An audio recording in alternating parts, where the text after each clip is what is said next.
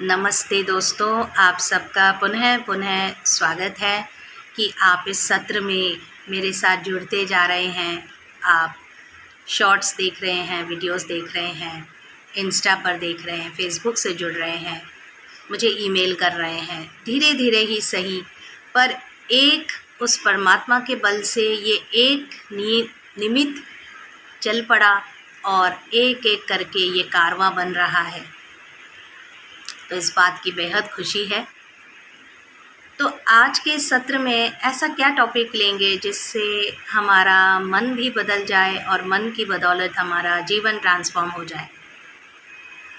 तो आज मैं एक ऐसे लेसन की बात करना चाहती हूँ जो महाराष्ट्र में, आप जानते हैं, मराठी भाषा बोली जाती है। तो उसी विषय से एक लेसन था और मराठी में उसका शीर्षक था अंगणातला पोपट। यानी जो अंगना यानी कि जो बरामदा होता है या बाहर की जो हमारे खुली जगह होती है ना। पहले के ज़माने में अक्सर बंगलो टाइप घर होते थे, सबकी बड़ी बड़ी कोठियाँ होती थी और फिर सारे कमरे अलग होते थे, पूजा घर अलग होता था, गुसल खाना अलग होता था, वॉशरूम, और बाहर एक कुआं होता था। इस प्रकार के बड़े बड़े घर होते थे, है ना। अभी भी कुछ शहरों में ऐसे घर है, वैसे मेट्रो सिटीज़ में तो नहीं है, टावर्स और बिल्डिंग्स में ही सब रहते हैं। लेकिन जो ऐसा बड़ा सा खुला घर हो, छत हो, और छुट्टियों में सारे कज़िन्स ऊपर छत पर जाकर सो रहे हैं और आप वहाँ पर जाकर चाँद तारे देख सकें, ऐसा तो अभी मेट्रो सिटीज़ में तो थोड़ा पॉसिबल नहीं होता है। तो इस लेसन का नाम ऐसे था। अभी आप सुनिए कि क्या होता है इसमें, मैं एक सार में बता देती हूँ। एक दिन एक बुज़ुर्ग टीचर थे, गुरुजी, और वो रास्ते से चल के जा रहे थे। अचानक से एक युवक आता है उनके सामने, यंग मैन, अच्छा पढ़ा लिखा दिखता है, अच्छी जॉब करता होगा, अच्छे घर से लगता है। तो वो उनके चरण स्पर्श करता है, उनकी ब्लेसिंग लेता है और कहता है कि टीचर जी नमस्ते, क्या आपने मुझे पहचाना? तो गुरुजी कहते हैं, नहीं बेटा, अभी तो एज हो गई है, आंखें भी कमज़ोर हो गई है और पता नहीं कितने ही विद्यार्थियों को मैंने सिखाया, तो अभी याद नहीं आ रहा है।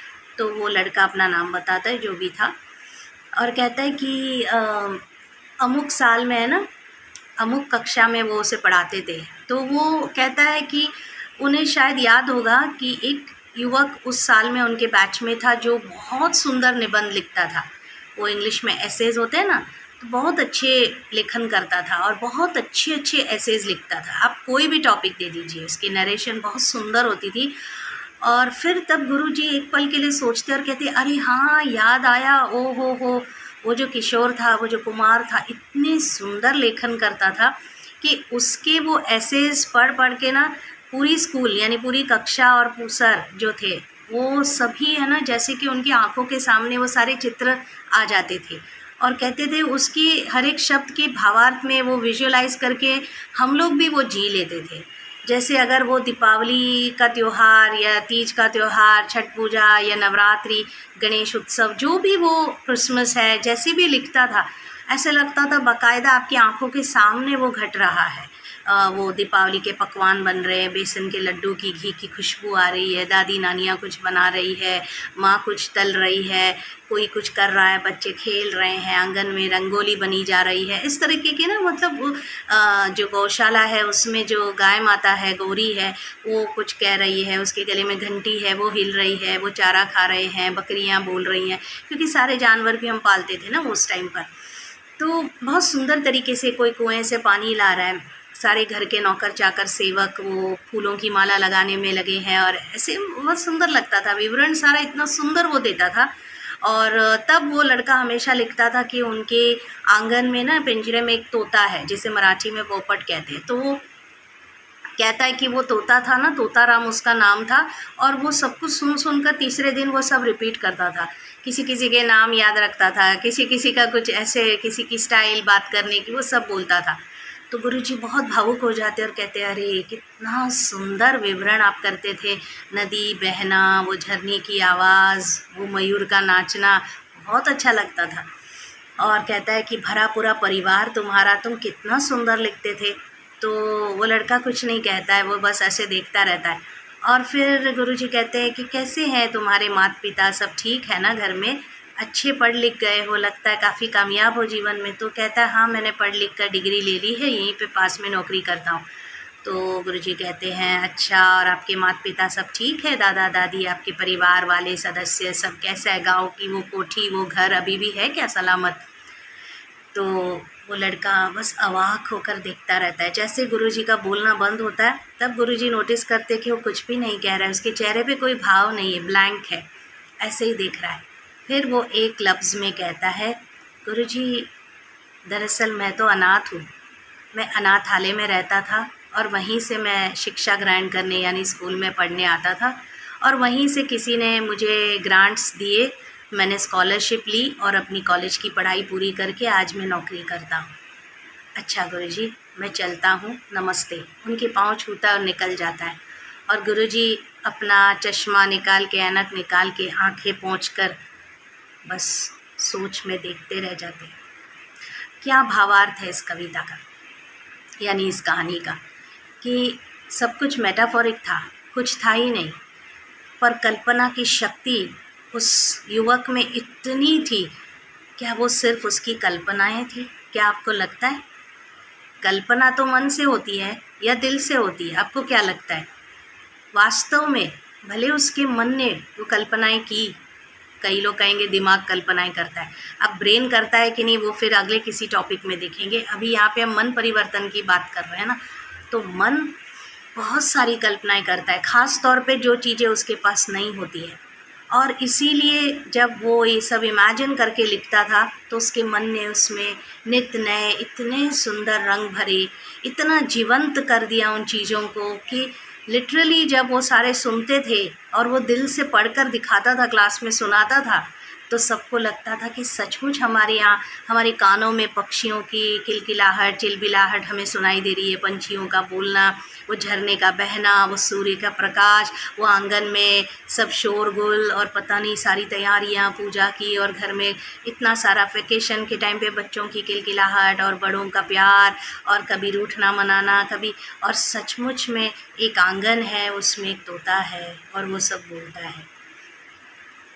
तो कहने का भाव ये है कि अगर वो बेचारा, उसके पास कुछ भी नहीं था, लेकिन वो रोया नहीं, उसने कभी किसी के आगे कहा नहीं, लेकिन उसने अपनी कलम की ताकत से अपनी कल्पनाओं में रंग भरा और जान डाली। ऐसे ही अगर हम अपने मन के रंग भरेंगे हमारे कल्पनाओं में, यानी कि थॉट्स, इन मॉडर्न लैंग्वेज ये है थॉट्स। थॉट्स सिर्फ पॉजिटिव रखने से क्या होता है? मान लीजिए मेरे जीवन में बहुत कष्ट है, बहुत तकलीफ़ है, और मैं सिर्फ पॉजिटिव रहने की कोशिश करूँ, it is not going to happen, क्योंकि मेरा मन तो मानेगा ही नहीं। तो मन जो कह रहा है वो रंग भर के अगर हम अपने थॉट्स को थोड़ा चेंज कर सकें तो हमारा जीवन यकीनन बदलेगा, और हमें फिर सिर्फ कल्पनाओं में नहीं जीना पड़ेगा, क्योंकि कल्पनाओं में कुछ नहीं है। कल्पनाओं में जीवंत रंग ज़िंदगी कौन भरता है? हम भरते हैं, क्योंकि हम ये रोल नहीं है। अगर वो लड़का, उसका जो भी नाम था कहानी में, वो सिर्फ वो किशोर या अमर या राजन बन के रह जाता तो उसके मन की इतनी तीव्रता, इतनी शक्ति आप नहीं देख पाते। लेकिन वो एक ऊर्जा है, वो एक पॉजिटिव एनर्जी है, वो एक बॉल ऑफ फायर है जो आप और मैं भी हूँ। लेकिन आप बार बार ये रोल ही देखते हैं, ये पिंकी बहन को या पिंकी टीचर को देखते हैं, या आप अपने सीमा या अर्चना या जो भी आपके नाम है, राजीव और दशरथ, आप वो रोल ही देखते हैं। तो आप उस सोल को तो देख ही नहीं रहे हैं जिसके अंदर इतनी पोटेंशियल है। इसीलिए इंग्लिश में कहा जाता है ना, the greatest Wars were first fought in the mind and the biggest bridges were first built in the mind. अरे ये मन ही तो है जिसमें इतने रंग है, वो रंग अगर बाहर आ जाए तो हमारा जीवन और ये दुनिया स्वर्ग बन जाए। उस पोटेंशियल को हम दबा के रखते हैं। इतना सा एटम अगर इतने सारे आप बिखेर के वो पकड़ लो, संजो लो और फिर उसको जमा करके तो एक एटम बम बन जाता है। तो अगर हमारी मन की उस ऊर्जा को जो दिन भर यहाँ वहाँ बह जाती है, उसको फोकस करेंगे, केंद्रित करेंगे, तो क्या हमारा लाइफ ट्रांसफॉर्म नहीं हो सकता क्या? इसीलिए कहते हैं look for the gold with in you, it is not outside, it is inside. तो हम सब कहीं उस आंगन के इमेजिनरी तोते नहीं है ना। हमारे जीवन में ऐसे कोई इमेजिनेशंस तो नहीं है जो बाद में दम तोड़ दे। नहीं, अपनी पॉजिटिव थॉट्स को और थोड़ा रंग भरिए, उनमें थोड़ी जान डालिए। जैसे आप भगवान के आगे दीपक जगाते हैं, दिया लगाते हैं, तो उसमें तेल है, बत्ती है, वो जल रहा है, लेकिन उस दिए की वो बत्ती, वो तेल, वो नहीं पहुंचता भगवान तक, मगर जिसने दिया जलाया, उसने जिस भावनाओं से वो दिया जलाया, वो भावनाएं भगवान तक पहुंचती है ना। तो आपकी भावनाएं क्या आपका जीवन नहीं बदल सकती? बदल सकती है। So let me know your feedback. फिर मिलेंगे एक अगले सत्र में अगला टॉपिक लेकर। Take care.